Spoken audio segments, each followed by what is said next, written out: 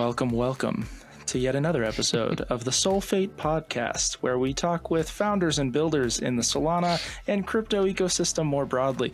Today, we talked with Takisoul, otherwise known as Dimitris from Dean's List DAO.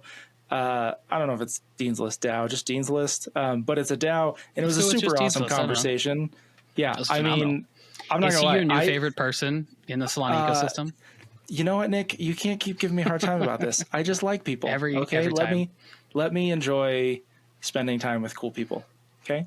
Okay, fine. It was pretty great. It was a great conversation. Dimitris was truly awesome, and he. I'm not gonna lie. I came into this conversation woefully ignorant of just DAOs and how they operate generally. I feel like I've gotten a lot of very high level theoretical information about DAOs, and the little sort of what I do know about DAOs has been entirely just like, how do we make on-chain voting work? How do we make multi-sigs work? Like that type of stuff. Not as much about like, how do DAOs actually work from a community standpoint? How do we structure it to be efficient and actually get things done? And Dimitris really helped me understand how a DAO works from a social and community standpoint. Really cool for me. Like, yeah, same. I think I also had the same preconceived notion of DAOs typically focused on like protocol governance, where it's like, hey, we're all going to vote together with a multi-sig in order to, deploy some funds or deploy a new program, smart contract, whatever. But Dean's List really takes it towards the network state side of DAOs and focused on people and community. Dean's List specifically is a services DAO, I think is what he called it. And they have a bunch of services that their DAO and their DAO members offer. And that's like a sort of consulting, feedback sessions, kind of like accelerator-esque type stuff. And it was really cool because like I think we both have a much stronger appreciation for what DAOs what Dean's List is and what DAOs can be, and this like overarching vision of what a DAO can actually be. And it was really cool. Not to mention like AthensDAO, which is like really cool. Yeah. Well, I mean, just quick teaser. AthensDAO is basically a community-led, Dean's List-led hacker house in Athens, Greece, which is super awesome. And then from a practical standpoint, less about sort of how DAOs function, but also the services that Dean's List provides are freaking sweet. So they do product reviews and help with sort of marketing and that sort of stuff. So if you're a builder and you need like some power users to give you feedback on what you're building, Dean's List is here for you. I personally am going to reach out to him later today and say, hey, my hackathon project didn't go as well as I wanted it to. Let's can you give me some feedback so I can decide if this is worth continuing to work on, or if this idea just doesn't have legs, right? So I think their feedback sessions are really good. Their feedback sessions are really good. They actually helped out with a lot of the Hyperdrive hackathon submissions. They did a bunch of reviews as well, and helped with that process. Which like I personally reviewed like 300 or so submissions of the 907. And Dean's List also reviewed a bunch of them, and they were incredibly detailed with their feedback of like pros and cons of the product, pros and cons of the team or the builder. And it was phenomenal. So not sponsored or anything, to be clear, but they're clearly very good at giving constructive feedback. So check it out if you're interested. Nice. Cool, man. Well, let's get into the episode. Let's do it. Nothing in this podcast is or should be considered financial advice. Any opinions and thoughts expressed are solely those of the individual. They do not represent the opinions of any entity. Enjoy.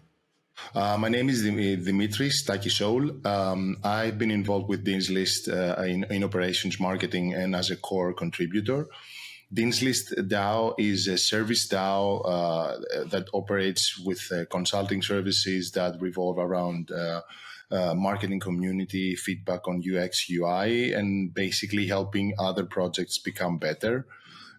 We have been happy to be around for more than a year now, and we're working with closely with the foundation and with other projects on Solana, and we have kind of taken the role of an accelerator of sorts for hackathon teams by doing reviews for the winners in the past hackathons and getting a little bit deeper right now with reviewing, some of the submissions for this hackathon as well. And we're going to be reviewing all the winners. And we're going to try to do what we do best, which is help other projects find their footings in the early days on Solana, and help them win and help the ecosystem grow and help all of us become better, essentially, because this is what we like to do. We believe in the teamwork game, not the PvP game. That's what we're doing. What we're doing. I love that philosophy. Like, I'm a big, I mean, look, this is probably cliche, but I'm a big proponent of like active abundance mindset, right? Is like, we're not fighting each other. We're all growing the pie together. Precisely. And the only way that we can grow more and grow the pie is together, by helping each other and not antagonizing each other. And it's always nice to give energy and take energy back and reciprocate and try to help other people grow, because this is how we become better. At the worst case, you have better competition, which pushes you in turn to become better. So this is something that we have believed for a long time, especially in the DAO space, where we're like very, very much deep into. We've discovered in the many years that we have been through all our DAO adventures that the only way that you can grow and have a successful team of people collaborate together in a decentralized fashion is to play the team game. And as much as possible, the people in the group should play the team game, because this is how we win in the long run. Because if you play the solo game, you might win in the short term, but everybody loses, and you might lose as well in the long run. So we prefer to win big rather than win small and win, solo and be selfish about it. Yeah, 100% double down on that. Like, yes. It's such a true thing within like the blockchain ecosystems, like no matter what chain it is, like people, like once people's money gets involved and their bags get down, like they get into a defensive stance, and people will very frequently kind of like fall back on their own like solo adventure and try to stick to themselves and not like participate positively within community. And that's one of the things I like about Dean's List from everything I've seen is you guys are really trying to foster like a really positive community, and everything that like you guys are doing, like you're talking about the hackathons, like not only did you guys help review a bunch of hackathon submissions, which from a foundation employee that was also reviewing hackathon submissions, it's both really cool to see all of those submissions and really, really time consuming, because like you want to give everyone so much like benefit of the doubt, and like look, especially you guys are doing like technical reviews too, so it's like you're looking at their code and it's like, did they build the thing they say? Do we think this person or this team is going to like continue building? There's a lot of factors that go into it, and it's like trying to make it so you can dedicate enough time to give someone like an honest shot is definitely something that I'm personally grateful for, that you guys at Dean's List really helped out with a lot, which was really cool. Yeah, it's been a crazy adventure because, as you said, you need to look at every submission, every project in all possible sides. And it's very, very important to have a group of people that know the ecosystem inside and out, because you can tell which teams are doing this just for the chore or just as serial hackathon submissions, and which teams are here to stay, regardless of whether they seem that they have been doing this for a long time. And having also technical deep dives from our guys, shout out to B-Man, shout out to Baba, shout out to Legend. These guys have been amazing. They were beasts in the week leading to Breakpoint. We were reviewing projects for like 8-10 hours straight for a whole week, with like a group of like 15 people or something. And seeing their insights and hearing their insights about, this project it's not open source, or they haven't worked on the code for like X time, blah, blah, blah. It's really, really important insight that you get as a non-technical person looking into these projects and trying to help them and try to see who's best and promote the best ideas and the best iterations of maybe older ideas or something. So yeah, it's been a wonderful adventure for sure. I'm curious, because you sort of mentioned being non-technical. I'm curious to know more about your personal background. My personal background is that I've been in communications, marketing, and operations. And as I came to found in Web3, it's very, very important to have people that are good in operations and, manage all the stuff that devs don't want to touch. So I try to think myself and some of our non-technical people as the glue between the founders and the communities and the people that we want to onboard, because it's pointless to be building in a vacuum and build stuff that nobody asks you to do. So you need to have an eye and ear to the community, and we're trying to be that middleman. And also we try to take care of all the everyday stuff that people might not notice, but there's a lot of work in running a community, from maintaining daily operations to Discord stuff to what the express things next, and so many nooks and crannies that make a community stand out and work like a well-oiled machine.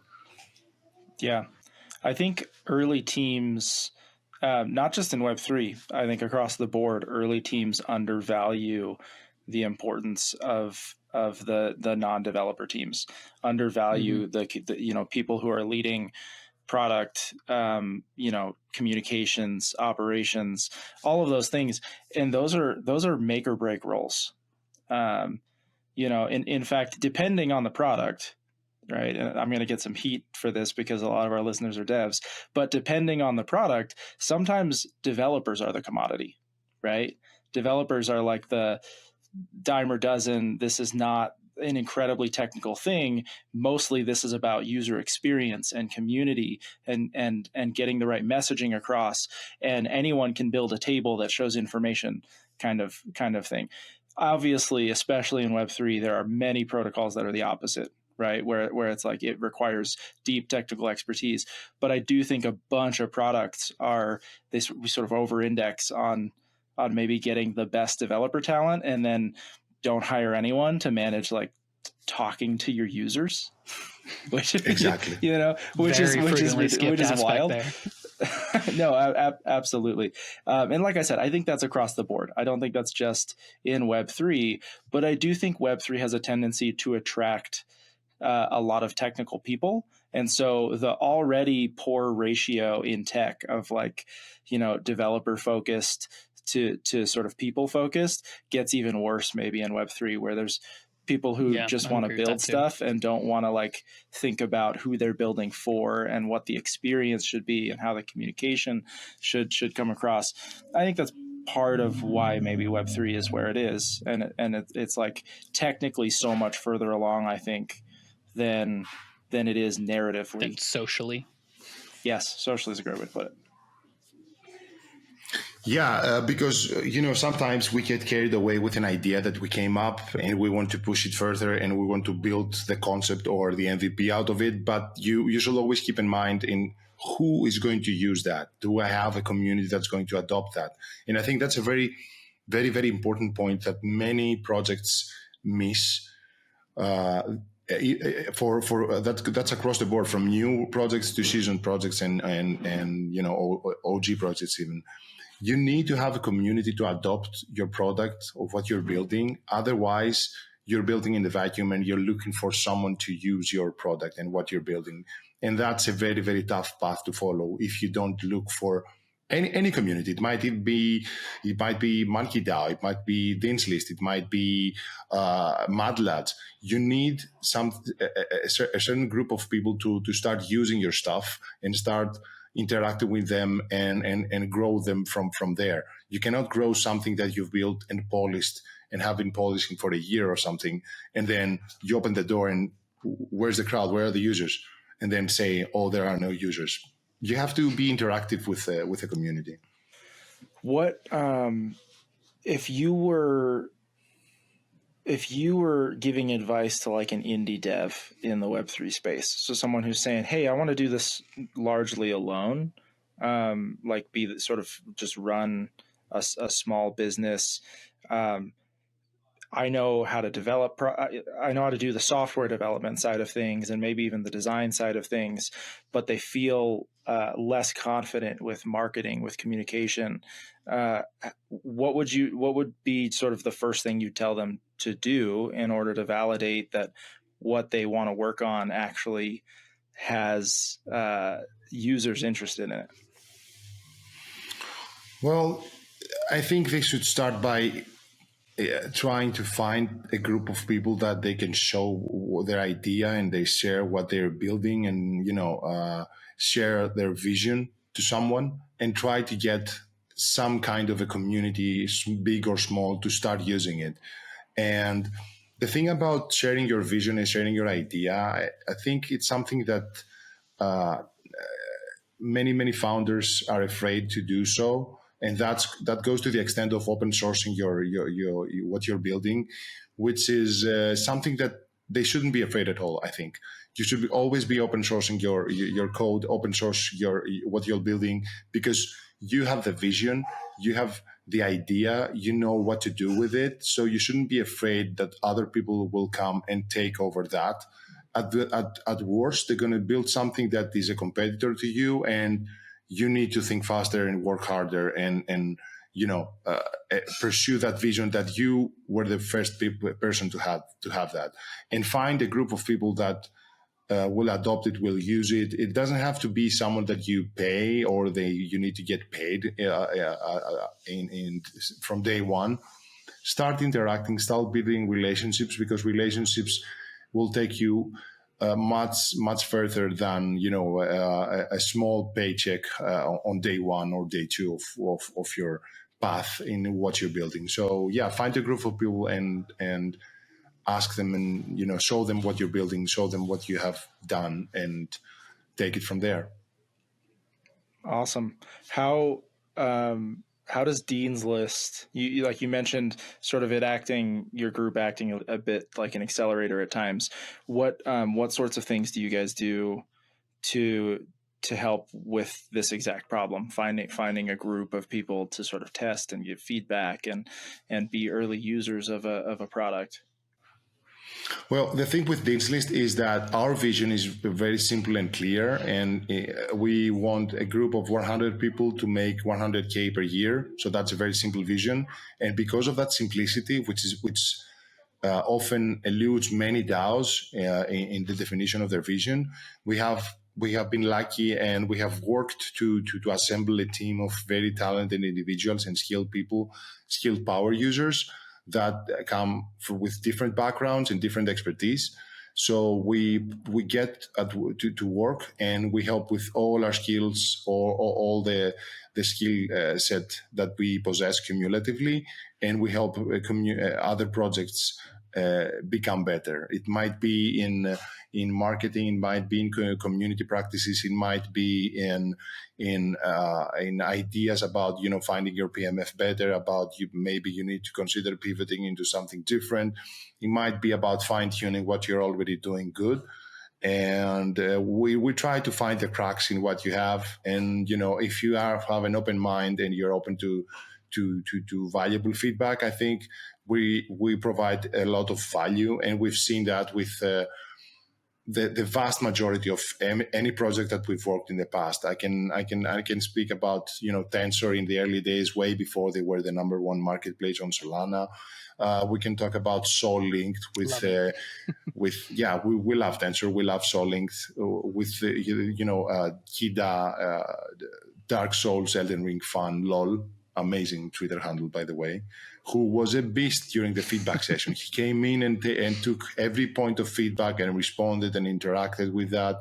And then we see the results fast forward a few months now after that, and they've won they've won the hackathon. So it's really, really important to interact with people that want to give you feedback. And it's really, really important to understand that feedback is very, very crucial and essential in growing fast and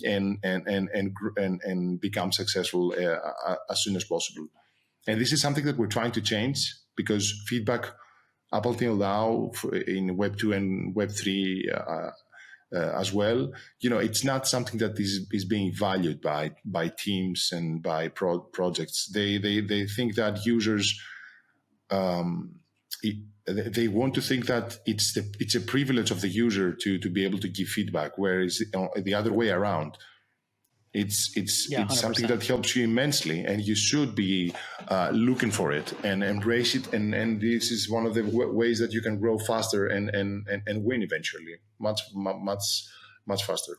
Yeah, the double click on that comment about feedback. Like, it's not the privilege of the user to give feedback to an app or to a product. It is absolutely the opposite. If you have a product that people are passionate about and they want to give you feedback, that's when you know you have something. If someone is giving feedback, like take Sling for example. Sling, have you checked out the Sling app? Like, not sponsored or anything, but one of the founders did a talk at Breakpoint. First time I'd ever seen the app. It's basically a payments app. Think of it Venmo with USDC on Solana. That's like the gist of it. Their app is like super polished. It looks really great. And I checked out the app. I gave a 5-page document of feedback to the Sling team, and they were the most receptive people. Like, there are a couple of their founders and like some of their team members. And I was like, hey, this app is like amazing. This has so much potential. Here's like some basic like UI things that I had an issue with, because like they recently launched. When I installed the app, I was like, download 500 out of the App Store, so you know it's early. And I gave them like some assorted UI feedback, and then like a list of features of like, I see this has so much potential, and I really look forward to basically being an evangelist for your app. And if you have a product that people want to give feedback, that's when you know you're onto something. Yeah, and also what you're doing, what you've done, it's worth a lot to the project that you're giving it, and you gave it for free.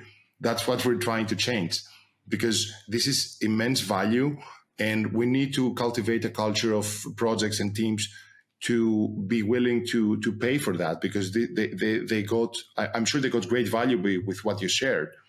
And this is something that we're trying to change, and this is something that we found is a very, very key niche of Web3 work, and not only Web3 work. We're always on the lookout for Web2 clients, and I'm sure that will happen very, very soon. It's a very great niche that you can start getting paid for giving valuable feedback and essentially helping other projects and teams succeed and become better much quicker and much faster in a direct line with a consumer, with a user. That's very, very important. Oh, is that something that Dean's List is looking to basically offer as a service, as like from the community itself, you give feedback and you get paid for that feedback?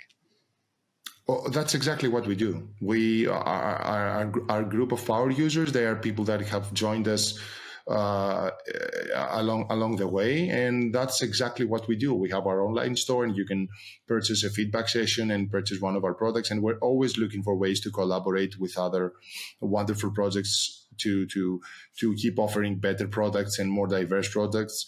We have products from DAO consulting to community management to feedback sessions. To analytics with Pine Analytics, and we also worked with Top Ledger in the past, and many wonderful stuff that we can collaborate and put a product together to help other projects become better. And this is exactly what we do, and this is exactly how and from where our users and our members are getting paid for. That's really cool. I didn't know you guys do that. I'm aware of the feedback sessions in general, but I didn't realize that was basically a productized service that Dean's List offers. Like, that's really cool. You said there's 400? Did I hear you right? 400 members within Dean's List now?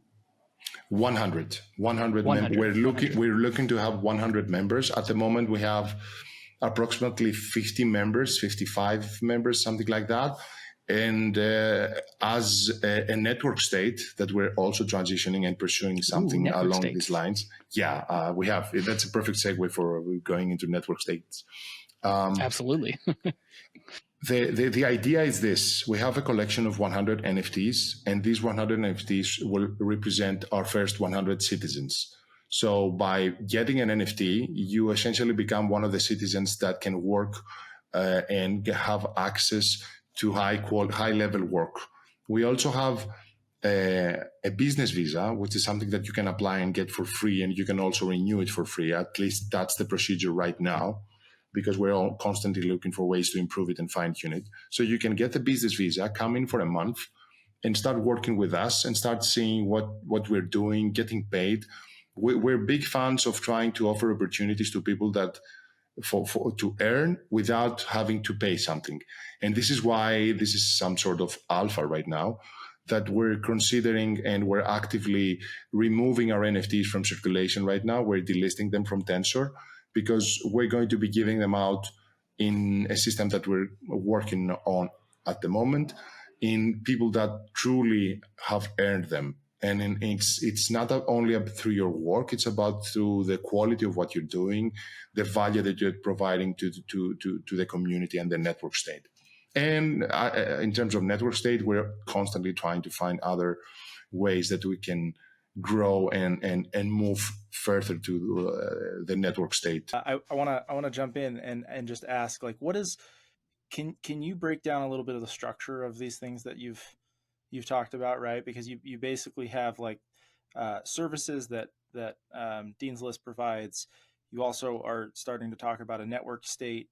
Presumably that's sort of a project you guys are embarking on, but it's a separate structure, right? So what's the structure of that, and what's the long-term goal with that structure? So and is there a name specifically for that, so that we can talk about it with a name? The name of the network state is the Dean's List network state. Of course, we know that, we could do better with a name, and there's a funny story that we can get into later why we came to be Dean's List. So what we're doing is we are transitioning to a network state. We're trying to embody, Balaji's vision and the guidelines that he shared about, what constitutes a network state.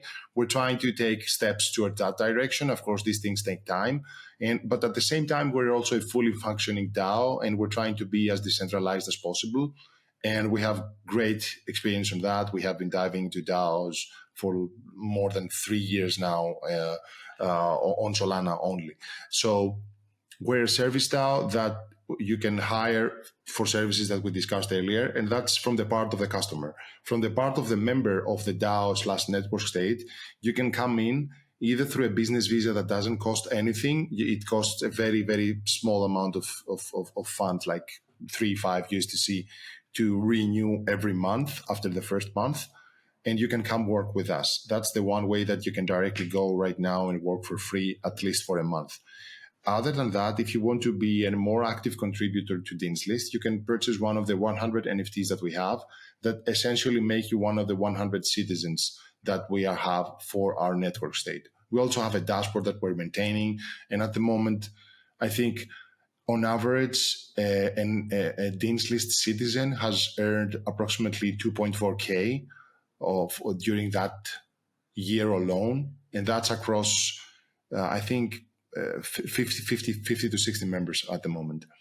There are a few NFTs left, and we decided to unlist them because we want to improve the criteria where we're acquiring new citizens, and we're trying to have a group that's very tight-knit and consists of very, very skilled people that have proven themselves that they want to belong here, and they're not, here just passing by.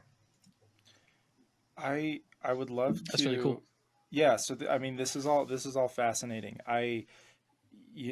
From sort of looking on your Twitter and that sort of things, I had a general idea of what services you provide. I was less familiar with sort of the structure and the fact that it is organized as like a formal DAO.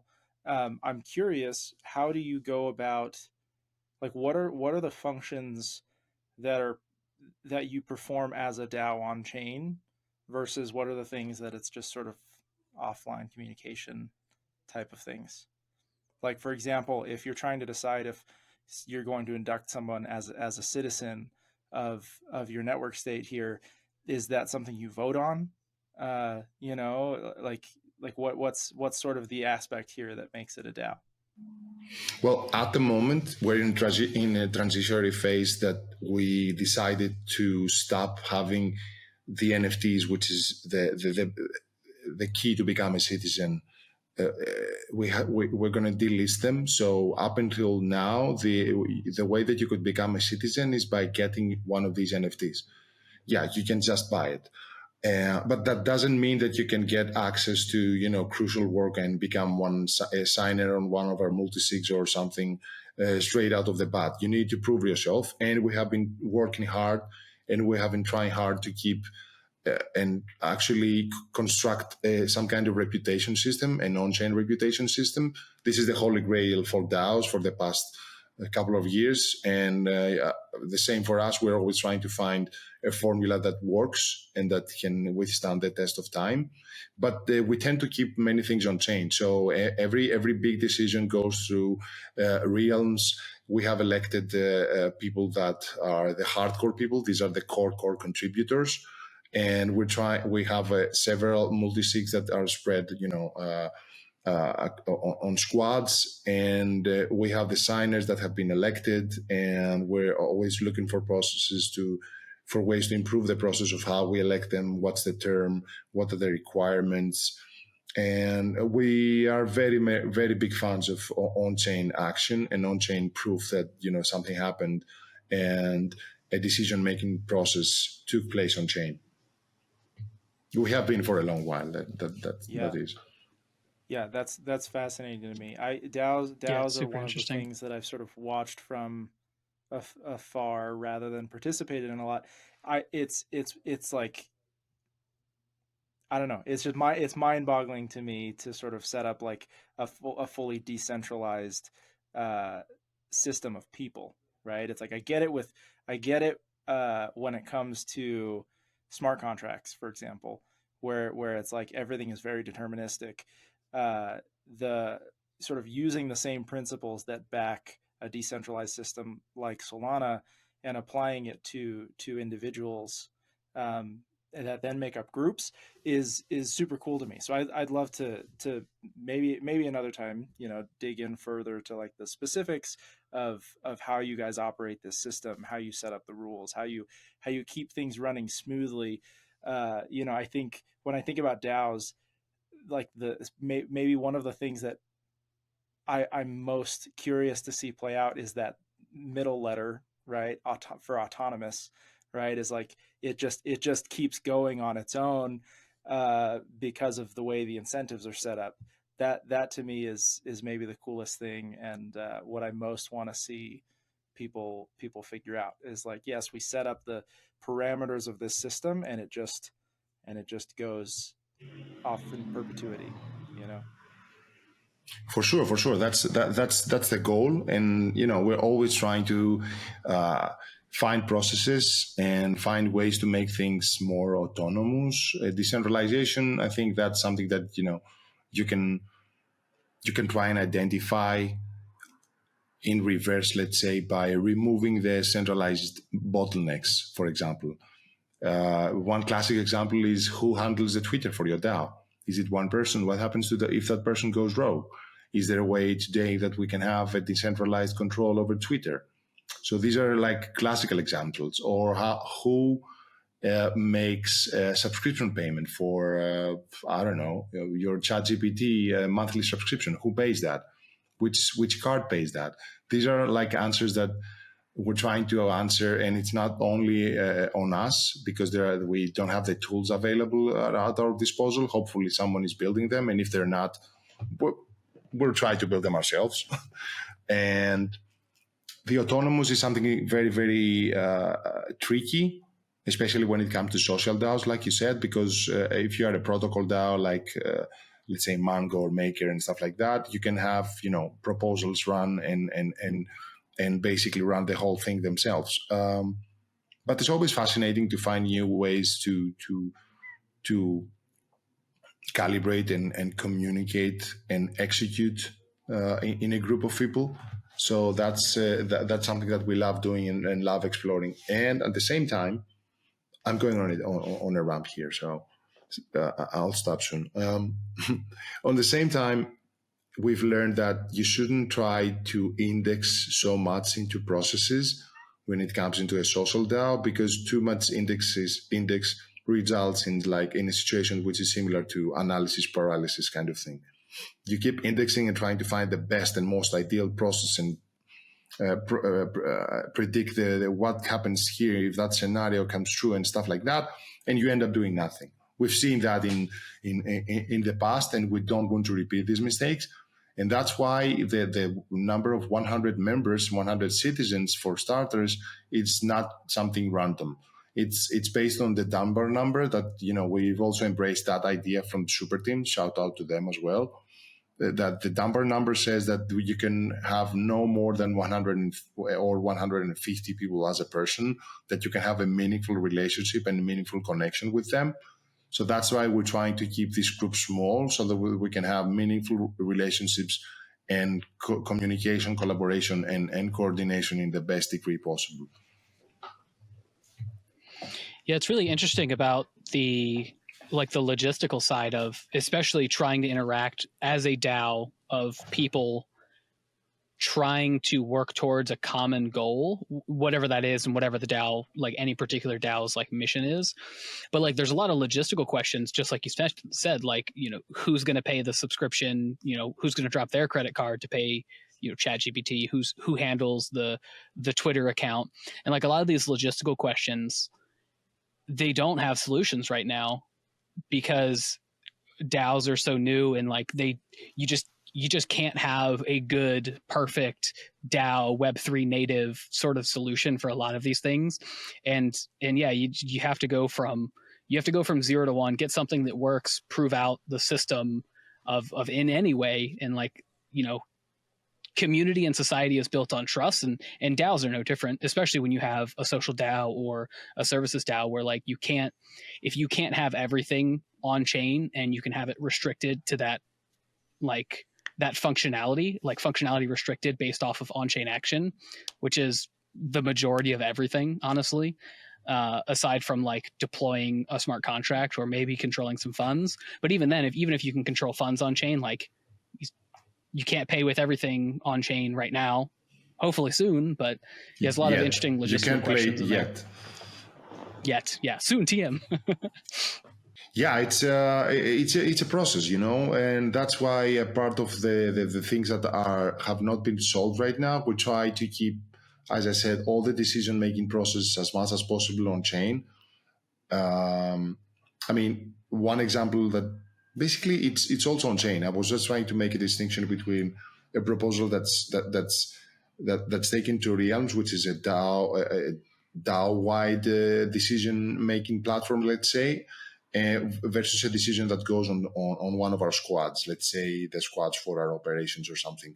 So let's say you did some tinkering with a DApp and you want to request a refund for some of the funds that you spend on fees or something like that. This is not something that you take to a DAO-wide discussion or a DAO-wide vote. You have the understanding with a group of people that are signers on the multisig, which is the smaller group of decision makers, that you of course you can request the funds that you have spent in order to do some of the DAO's work. So this is something that in other DAOs might be up to discussion, or we should put the DAO-wide vote about getting that 0.4 ETH for our user that paid for doing some sleuthing or something. So we've learned through experience that when we need to take things on realms, let's say for a decision that we want the opinion of everyone in the community or as large a number as possible, or we take this to the smaller and more nimble squads, figuratively and actually, that are responsible for these decisions, and should happen quickly, fast, with no frills and with no friction, to keep the operations going. It sounds like you guys have a nice hybrid system where you're saying, hey, look, we absolutely would love to get to sort of the holy grail vision of a DAO where everything is truly decentralized and autonomous and the systems work, but also recognizing the state of things today and saying, hey, we're proving this out with a smaller group of no more than 100.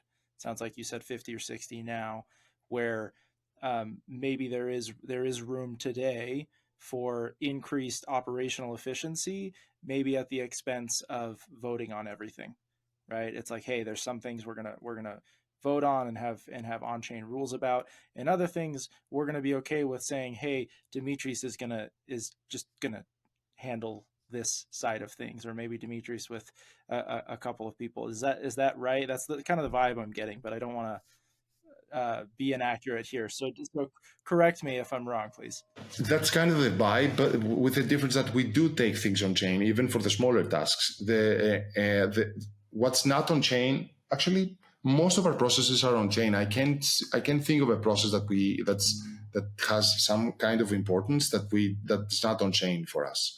And also, that's something very, very important in a DAO that I think we should mention, is that we try to have a clear path for anyone that joins the DAO any given moment, to have a clear path from where they can start and they can finish in the upper, let's say, hierarchy of the DAO. This is something very important, and I think that's something that many great DAOs lack. And this is something that, in my opinion, a DAO should always work on. Have a clear path for how a newly onboarded member can start doing stuff, start doing work, start contributing, and start from below and rise up to top hierarchy positions that are spots of responsibility, importance. They have to do with security. They have to do with higher paid work and stuff like that. So, in a sense, that's also a way to decentralize our process and our community, because everybody has a chance to do so. Everybody has a chance to ascend the hierarchy and ascend to top positions, and we're trying to always have that path open for everyone. Okay, I'm sort of seeing how maybe I was incorrect in what I was saying here.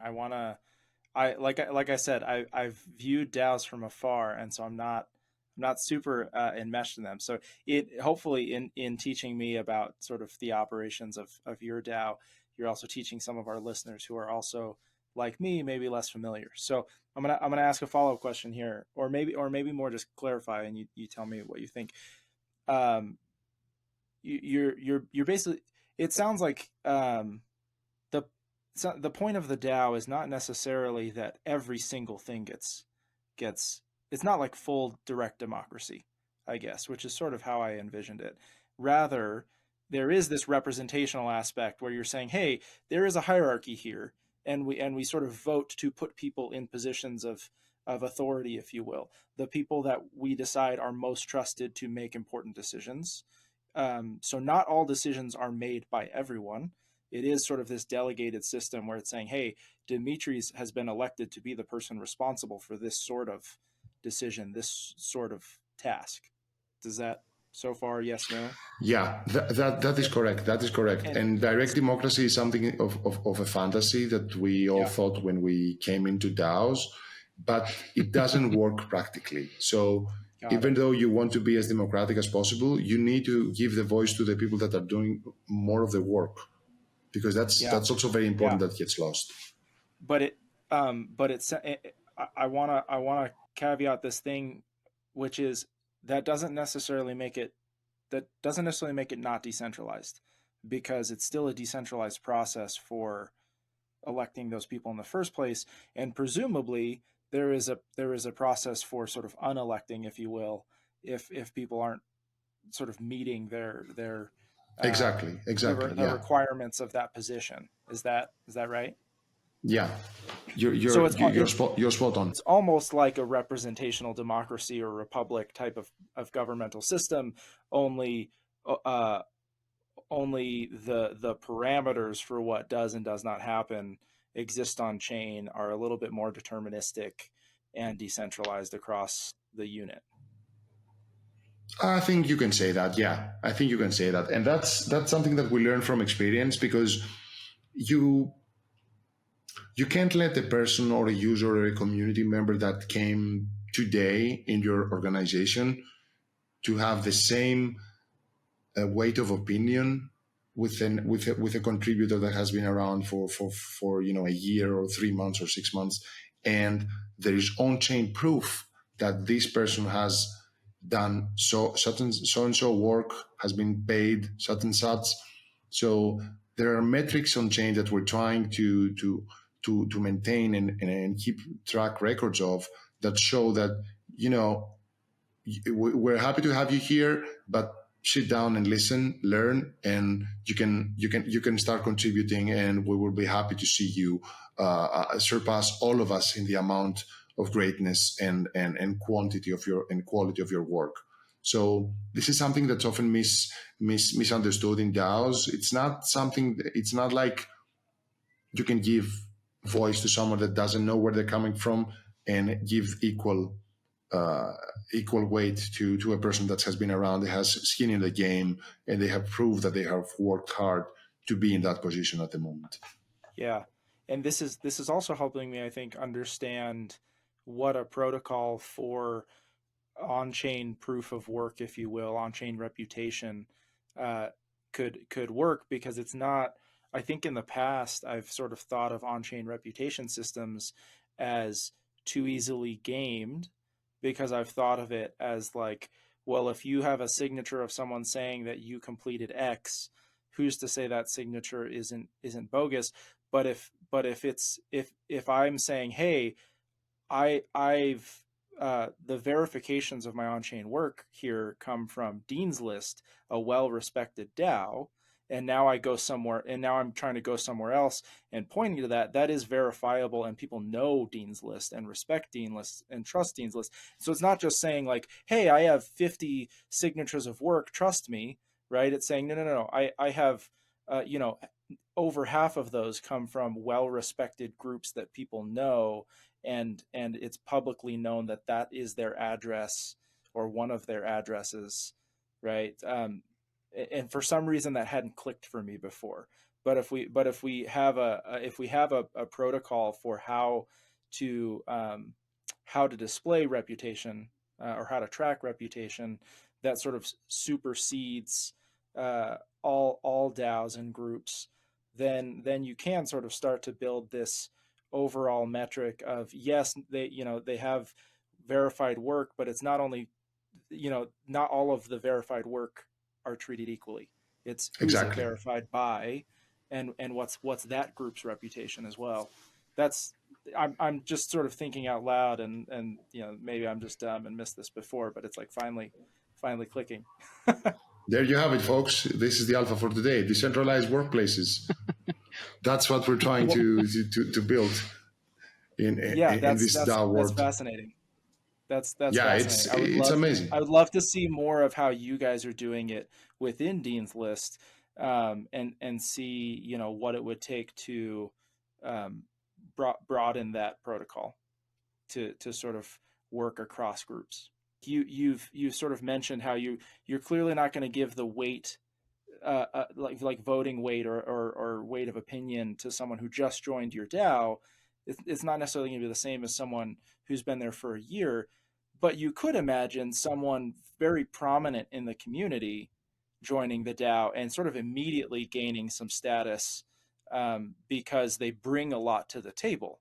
And so it's like, we do want this on-chain reputation system to be able to transfer across groups so that you can know immediately, this person doesn't just start as if they were an entry-level person. They have 15 years experience in the thing that they're joining the DAO to do, and we are going to immediately put them into positions of responsibility because of what they bring to the table.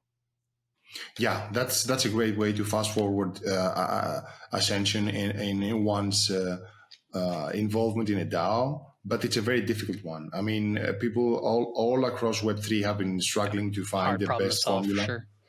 Yeah. But once this gets solved, it's going to be huge. I mean, in some ways, I think this might even be when it gets solved, one of the big catalysts that, take Web3 and crypto to mainstream. Because imagine that you can suddenly remove the plutarchy of I have the more votes, therefore that's what I vote happens in a DAO, which has been true throughout the history of organizations such as those, versus no matter how many tokens or governance power you have, it doesn't have more say than a well-respected, proven on-chain member that has been working and they have a good reputation on-chain that cannot be disputed by anyone.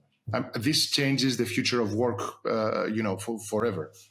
Yeah, well, it's interesting because it's like you could still, it's like as a person developing reputation on chain, you could decide to split your reputation among multiple addresses, but it dilutes the worth of each of those, right? If I have a bot, I mean, this is a oversimplified way to say it, but if I have a body of work of 100 things that I've done on chain, and I divide those between 3 different addresses, in an attempt to sort of say like, oh, I'm now 3 members of this giant DAO, and I can vote as 3 people.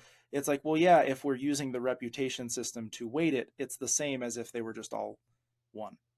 And so it kind of solves the need to prove that you have a single identity, because it's like, well, actually, I don't care if you decide to split your identity in thirds or fifths or just have a single on-chain identity, because you're by having more, you're just diluting that identity, and it's all the same to everyone else, right?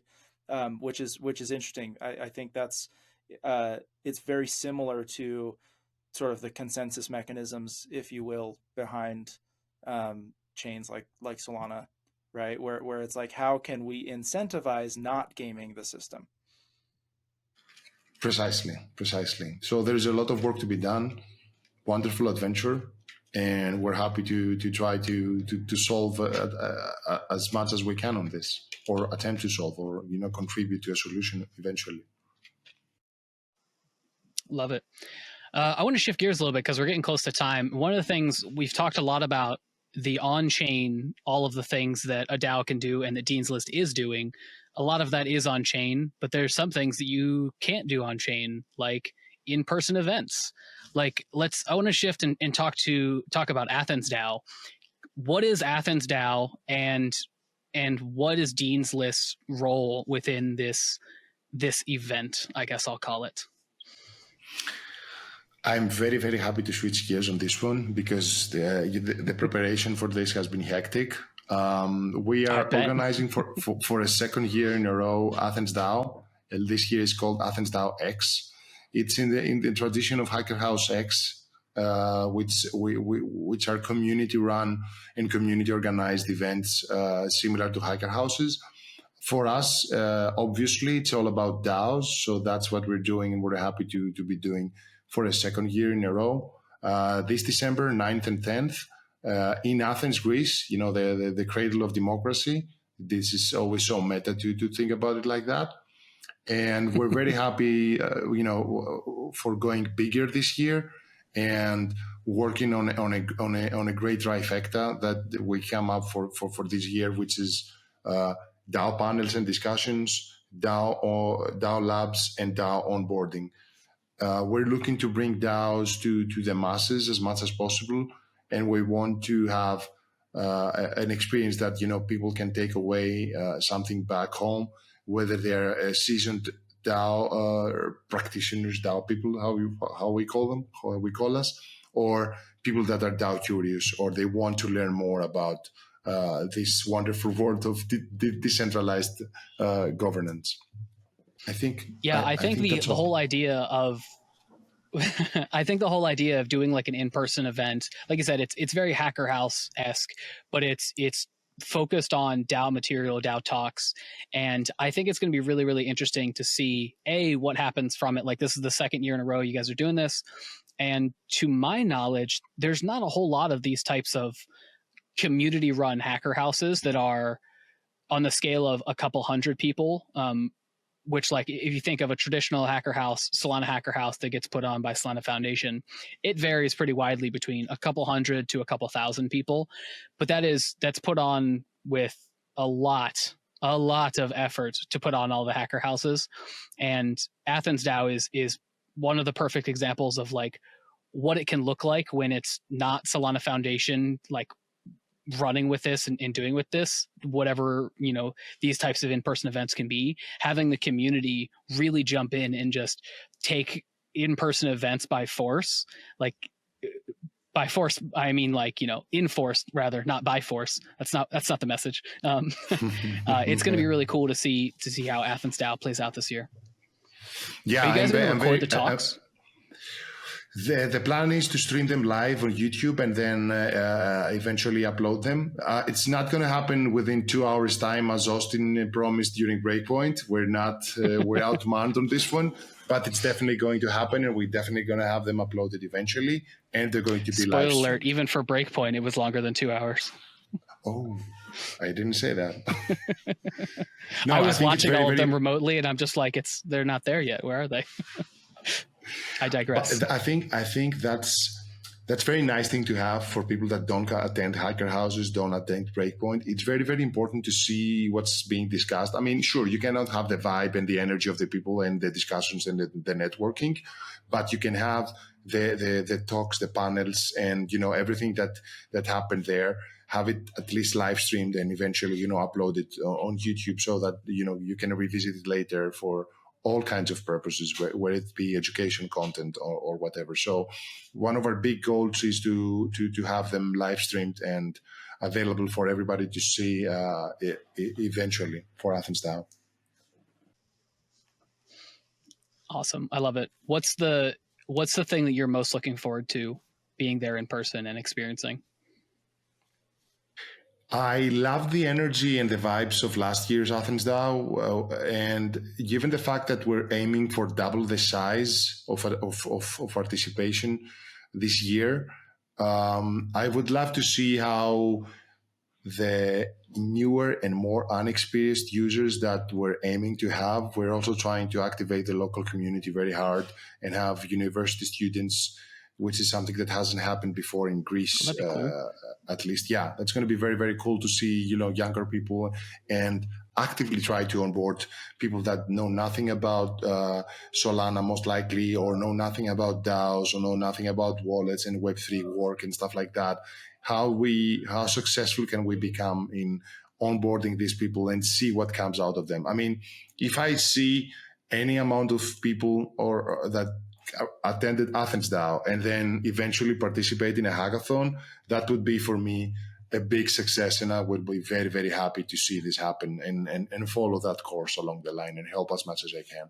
And I know that's true for all of the guys in the team. For people listening who want to attend AthensDAO this year, how do they do that? How do they get tickets? You go to Luma. You go to our Luma page. You register. It's for free. We have a tight cap of 300 people this year. So it's first come, first served. So go to our Luma page. Click the link below, up. I don't know where it's going to be, and you can participate. It's free as always, and hope to see you there. That's awesome. How's awesome. The weather in Athens in December? Much better than the weather in Amsterdam during November. That's the best way to phrase that. I love it. Best response possible right there. Yeah.